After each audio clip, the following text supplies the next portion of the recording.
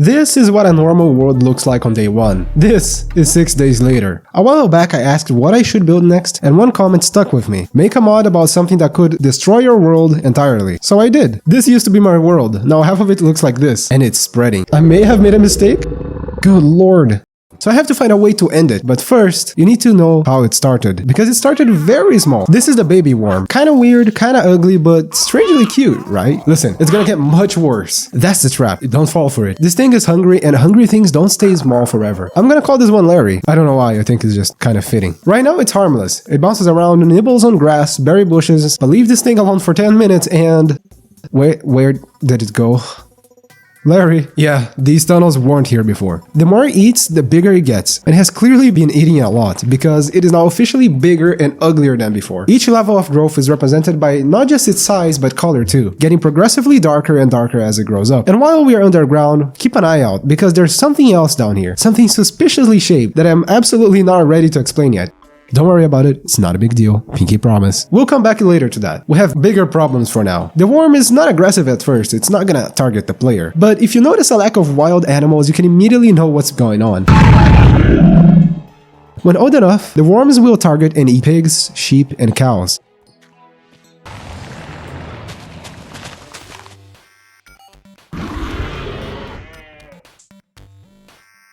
They will grow to 3 stages before it starts to actually change the world around it. The goal was for them to completely change the look of the world, like they are conquering it and turning it into its nest. If you ever find this stuff, it's already too late. I added this new type of block, which comes out of the worms and covers the world with whatever the worms dig. This is worm residue, and once it shows up, it means the worms have hit a serious growth stage and started basically redecorating the world to suit their taste, which is, by the way, pretty terrible. Let's break down what's actually in this mess. Tendrils, weird moving things on the ceiling that I refuse to look directly at, worm glow, which is at least nice enough to give off some light and illuminate their tunnels so you can see how bad things are. Fangs sticking out of the ground, don't step on these, they hurt. And the worst thing I added, these little green blocks, they're exactly what you think they are. Each worm can produce hundreds of eggs that will eventually hatch into more worms.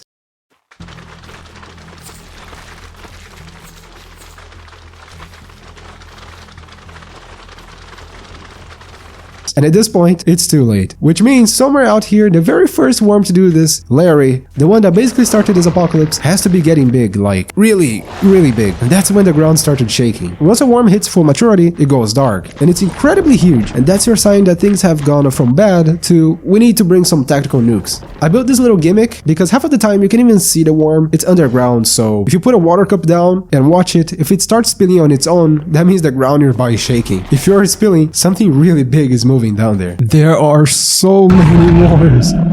Oh no. I'm guessing the eggs all hatched. What's happening to this one? Look at this. They're all agglomerated in one spot. This is like when you drop a piece of candy and all of the bugs swarm. And look at that. This is the final stage of the adult worm. And the fact that it can fly is horrifying. It was accidental, but honestly I think it's pretty creepy. Horrifying, but honestly kind of proud of myself. And the residue isn't just gross to look at, it's actively killing the world around it. It doesn't spread, but stone turns into this sick green and it becomes harder to mine. Grass just gives up and dies. Dirt goes dark, like the nutrients are getting sucked out of it, which, to be fair, they are. The worm is eating everything and wrapping what's left in gunk. Sometimes on the surface you may also come across a trap that comes out of the green glowing blocks. Sometimes they're going to swell up, which is basically a bubble full of acid, and it's going to expand and then explodes with acid, which is a new fluid that I added, and it hurts when you touch. That's how the environment protects its eggs from the players trying to destroy them. It also lets out a small swarm of baby worms that are aggressive. And as the world starts to get corrupted, the sky is going to change colors, turning green and kind of gross. And look at that, the world is falling apart and it's dying. The sky is green. Oh hi! Everything has been taken over. Everything is rotten. Now let's take a look underground. Oh, it's really bad. Oh no. Oh, it's completely eaten. Look at this. It's almost like the nether. Riddled with tunnels means the ground has no structural integrity left, and the floor should be very fragile. Walk on a thin piece of land and there's a real chance that the floor just gives up and collapses entirely. Yeah, the world isn't just infected, it's literally caving in on itself, which makes it incredibly dangerous whenever you're trying to walk on the terrain. Ah! Oh, hello. Everything's falling apart. At this point you might be thinking, okay, I'll just leave and build somewhere else, pretend that this part of the world doesn't exist anymore. But there is a way to fight back, and I had to figure out a way to attract the worms out of their burrows. And it starts with food, and a lot of pork chop. Craft worm food out of 9 pork chops, and it will pull out nearby worms straight to it, and they'll try to eat it, but don't just feed them, you're gonna make the problem worse. The goal is for this to act like a lure. Now, the fun part, if you get some obsidian and cover the food blocks with it, the worms are gonna try to bite down, and their teeth are gonna hit the obsidian instead of the food. Every bite costs health, and eventually they will die, the smaller ones at least. And as they try to bite the hard obsidian, they will drop the one thing you need, worm teeth. With enough teeth, you can build 2 very cool things. One is the teeth bomb. They're basically like these little meat grenades that on contact explodes and spreads fragments everywhere. They're extremely effective against baby worms. Not so much on the bigger ones though. But most importantly, look at this thing. The drill bit is built entirely out of worm teeth. It's the only thing tough enough to chew through worm residue and tainted stone without stopping. This is your way into the underground, and your way to whatever is actually controlling all of this. Because the worms being concentrated on this location doesn't just happen by accident. Something is coordinating it. And there must be an origin point for the very first worm, Larry. I mean, where did he even come from? If you're lucky or unlucky, you may find the origin of the infestation. Deep underground there are worm nests, and at the center you can find the hive mind. And that's what you need to destroy. But before we deal with the situation, I need to go back and check on something. Yeah, remember that big yellow egg I told you to not worry about? Well, you should start worrying about it now. This is the Titanic worm. It's so big it generally breaks the game's rendering half of the time. This isn't even a worm anymore, it's a natural disaster with teeth. Swords? No. Bow? I mean, sure, try it, but let me know how well that goes from 1,000 blocks away. This thing has enough health to make the Ender Dragon look like a nugget. And the Titanic worm is the most devastating worm of them all. It is going to chew through everything without stopping. Can we call this an apocalypse yet? And as it eats, you can even see its body pulsating. And you have to be quite careful, because if you don't defeat it on time, it may start laying other eggs of Titanic worms. And the aftermath is terrible. The destruction spreads for miles.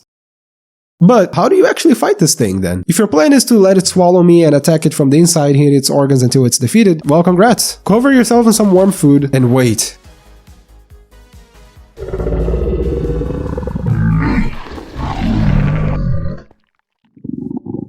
Everything in here is alive, the blocks pulse like flesh, the walls move, and there is stomach acid actively trying to dissolve you.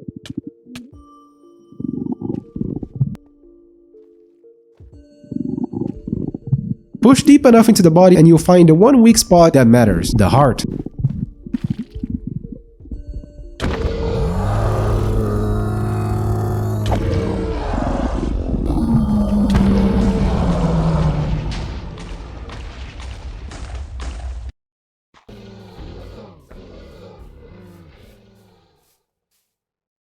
That's the Titanic worm down, but I haven't actually won yet. I just removed the biggest symptom, the actual cause is still down there, and it's the reason none of this is still stopping. All of these worms are still infecting the world and growing and spreading more and more eggs, because it is still just a worm. We just defeated the infection's biggest protector. Every egg, every tunnel, every worm acting in perfect repeat sync, all being directed by the hive mind buried deep underground, and as long as it's alive, the infection is going to keep spreading. This is where the tunnel bore shines, and the reason